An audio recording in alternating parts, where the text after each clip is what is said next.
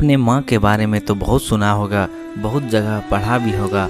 माँ के लिए अच्छे अच्छे हिंदी कहानियाँ बताई गई है, लेकिन पिता के बारे में बहुत कम ही लिखा गया है। तो दोस्तों, यह कहानी उन फादर्स को समर्पित है जो अपने परिवार के लिए जी जान से काम करते हैं, खुद की इच्छाओं को मारकर अपने बच्चों के सपनों को पूरा करते हैं। यह कहानी शुरू होती है जब मैं घर से गुस्से में बड़बड़ाते हुए निकल आया था और बस स्टैंड की तरफ आगे बढ़ने लगा। मैं मन ही मन बड़बड़ा रहा था, पता नहीं कितने पैसे छुपा के रखे हैं, लेकिन मेरे लिए एक बाइक नहीं ले सकते। अब मैं यहाँ से चला जाऊँगा और तब तक वापस नहीं आऊँगा जब तक मैं खुद के पैसों से बाइक नहीं खरीद लेता। इतना सोच ही रहा था, तभी मेरे पैर में मुझे कुछ चुभने का एहसास हुआ। नीचे देखा तो समझ आया कि जल्दबाजी में पापा के जूते पहन आया हूँ। उन जूतों में कील निकले हुए थे जो मेरे पैर में बार बार घाव किए जा रही थी, लेकिन उस समय गुस्सा इतना अधिक था कि मैं बड़बड़ाते हुए आगे बढ़ गया। एकाएक मुझे याद आया कि मैं पापा का पर्स भी साथ में ले आया हूँ। मेरे खुरपाती दिमाग में एक ख्याल आया, क्यों ना आज पापा का पर्स चेक किया जाए, जिसे आज तक उन्होंने किसी को हाथ तक नहीं लगाने दिया है। पता नहीं कौन सा खजाना छुपा है इस पर्स में जो किसी को हाथ नहीं लगाने देते थे। जब मैंने पापा का वह पुराना पर्स खोलकर देखा तो उसमें पैसा तो नहीं मिले, लेकिन पैसों की जगह पर एक डायरी रखी हुई थी। तब मैंने सोचा, ओह, तो यहाँ खजाना छुपा रखा है। मैं समझ रहा था कि यहाँ पापा ने लिखा होगा कि किस किस से कितने पैसे लेने हैं और किसको कितने पैसे दिए हैं, लेकिन मैं गलत था। जब मैंने उस छोटी सी डायरी का पहला पेज खोलकर देखा तो वहाँ पर लिखा था, वह आज थोड़ा सीरियस कर देने वाला था। डायरी में जो लिखा था उसे पढ़ने के बाद मेरे चेहरे पर जो एक्सप्रेशन थे वो गायब हो चुके थे, क्योंकि डायरी में वैसा कुछ नहीं था जैसा मैं सोच रहा था। वहाँ पर उन पैसों का हिसाब लिखा हुआ था जो अलग अलग कामों के लिए अलग अलग लोगों से उधार लिए थे। उस लिस्ट में कंप्यूटर का नाम पर भी पैसा लिए गए थे।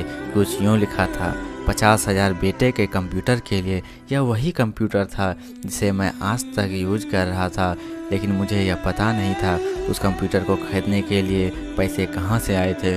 लेकिन आज पता चल रहा था। मुझे आज भी याद है जब मैंने पहली बार कैमरे के लिए जिद किया था, जो मेरे पिताजी ने मुझे मेरे जन्मदिन पर ला कर दिया था, जिसे देखकर मैं बहुत खुश हुआ था। और मुझे खुश देखकर मुझसे कहीं ज़्यादा अगर कोई खुश था तो वो थे पिताजी। अब मेरे चेहरे के गुस्से एकदम गायब हो चुके थे। जब मैंने आगे का पन्ना पलटा तो वहाँ पर कुछ विशेष इच्छाएं लिखी हुई थी। पहली जो विश थी उसमें जो लिखा हुआ था, अच्छे जूते पहनना। यह बात मेरी कुछ समझ नहीं आई। तभी मेरा पाँव अचानक सड़क पर भरे हुए पानी पर जा पड़ा। तभी मेरे पाँव में कुछ गीलीपन होने का एहसास हुआ। जब मैंने जूता उतार कर देखा तो उसका तला टूटा हुआ था। यह देखकर मुझे डायरी में लिखी बात याद आ गई। तब मुझे माँ पापा की कही बातें याद आ रही थी कि कैसे माँ जब कहा करती थी पापा से, अब तो जूते पुराने हो गए हैं, नए ले लीजिए, तो पापा अक्सर यह कहकर टाल दिया करते थे, जूते अभी और चलेंगे, अभी कुछ दिन पहले तो लिए थे। मुझे आज समझ आ रहा था कि कितने दिन और चलेंगे। साथ ही साथ यह भी समझ आ रहा था कि पापा पर्स को क्यों छुपा कर रखते थे। तभी उस डायरी को पढ़ते हुए बस स्टैंड पर पड़ी बेंच पर आकर बैठ गया। अब उस डायरी का आखिरी पन्ना बचा हुआ था। उस पन्ने को जब मैंने पलट कर देखा तो वहाँ कल की डेट लिखी हुई थी। तारीख के नीचे लिखा हुआ था 50,000 रुपये बाइक के लिए। बस इतना पढ़ा और दिमाग सन्न रह गया। अब मेरे मन में कोई शिकवा गिला नहीं बचा था, बस मेरी आंखों से आंसू चले जा रहे थे। मुझे आज तक नहीं पता तब मैं क्यों रोए जा रहा था।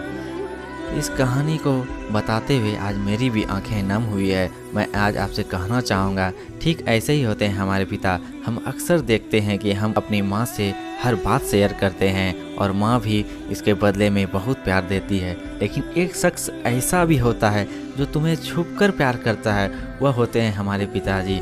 यह परिवार में एकमात्र ऐसा व्यक्ति होता है जो अपने बच्चों से उन्हें बिना जताए छिपकर प्यार करता है, खुद की इच्छाओं को मारकर बच्चों के लिए सपना देखते हैं और उनकी खुशी में ही खुश हो जाते हैं। मुझे नहीं पता कि आप अपने पेरेंट्स की इज्जत करते हैं या नहीं, लेकिन अगर आपके पास पेरेंट्स है तो आप बहुत खुश नसीब हो, क्योंकि इस दुनिया में बहुत से लोगों के पेरेंट्स का प्यार भी नसीब नहीं होता। अंत में मैं यही कहना चाहूँगा कि माँ बाप की भावनाओं का सम्मान करें। मेरा इस कहानी को बताने का मकसद यही था कि मैं आपको पिताजी की फीलिंग से रूबरू कराऊं, क्योंकि माँ के बारे में बताने वाले बहुत बताए हैं, लेकिन पिताजी के बारे में कोई नहीं बताता।